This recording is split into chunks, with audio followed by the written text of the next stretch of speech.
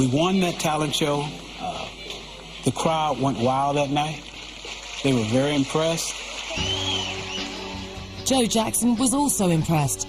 Before, he'd whipped Tito for playing his guitar, but now he threw himself into managing the boys' careers. We had to know that they were good. We had to know that they could win talent shows, and we rehearsed them so they could be the best. In the summertime, when the Jacksons would rehearse in their living room, they'd move all the furniture back, and they would open the windows, and all the neighborhood came around to stand. That's the one time Mr. Jackson didn't say anything about us being on his lawn. Joe Jackson would soon escape the steel mills of Gary, Indiana, by riding out on the back of a boy named Mike. At the tender age of 7, Michael Jackson knew what he wanted, to be rich, famous, and free from his father Joe. I can remember a time when we were practicing, and I can't remember exactly what was being said, but Michael's response was, "This group will be nothing without me." Here is a kid, 7 years old, but the ironic part about it is that he probably was correct.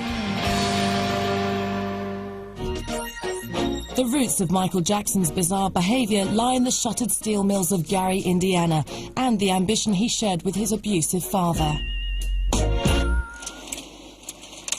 In 1967, Joe Jackson wanted to get out of Gary, and 9-year-old Mike wanted to make the beating stop. Joseph was, chasing him around the room saying, the choreography goes that way. And Joseph would throw his shoe at him or something, and Michael would say, if you ever throw anything at me again, I'll never sing again, another note. So don't push me.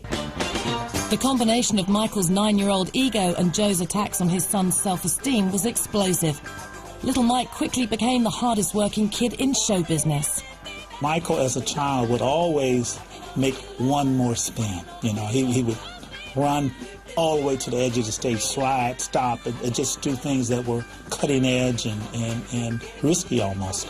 Even at 5 or 6 years old, he had really been studying Jackie Wilson. He had been studying James Brown. But not only would he move his feet like James Brown, but he'd keep on moving. And he'd keep on moving. He'd move, and you'd almost have to say, "That's enough, Mike." He wouldn't stop. He just kept dancing. Joe Jackson stripped Michael of things most kids take for granted.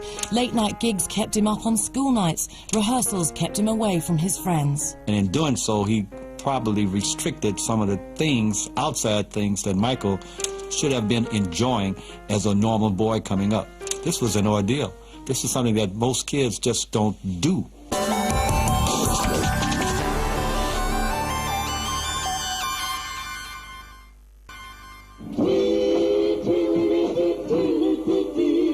He pushed them, and he pushed them hard.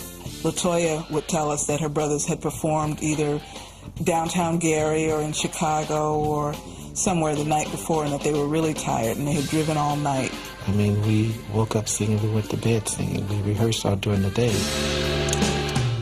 Joe Jackson's master plan was to get Mike as much exposure as he could, wherever he could. He booked his boys at seedy bars and strip clubs from Detroit to Chicago. I don't know how they allowed 5 underage boys to perform in a place that served liquor and had strippers.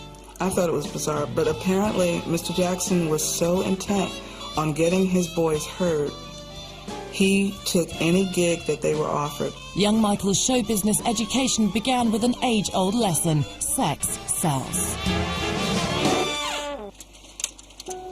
Michael was performing at a club, and he walked right to the edge of the stage, looked right at a young lady in the audience, and started singing this romantic love song. And this young lady just really didn't know how to take it. Couldn't believe that this voice and these lyrics were coming from a child.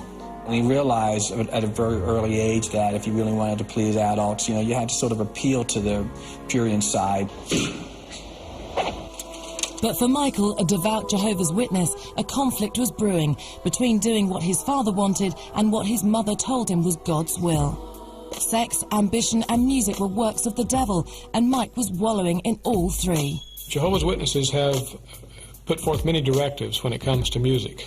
If there's any reference to sex, anything that conflicts with their belief, that opens them up to Satan While the Devil's music troubled Michael's soul, it caught the ear of Motown's Berry Gordy.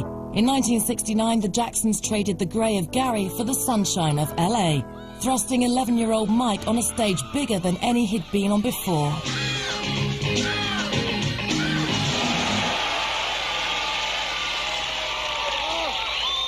I would like to find out the difference between Gary, Indiana, and living in Los Angeles. You moved here now? Yes, well, it's pretty sunny out here. I like it a little bit better. Do you dig it? Yeah, it's cold in Indiana. Katherine Jackson knew that Michael's music violated Jehovah's law, but once she felt the warmth of Los Angeles, she wanted to get out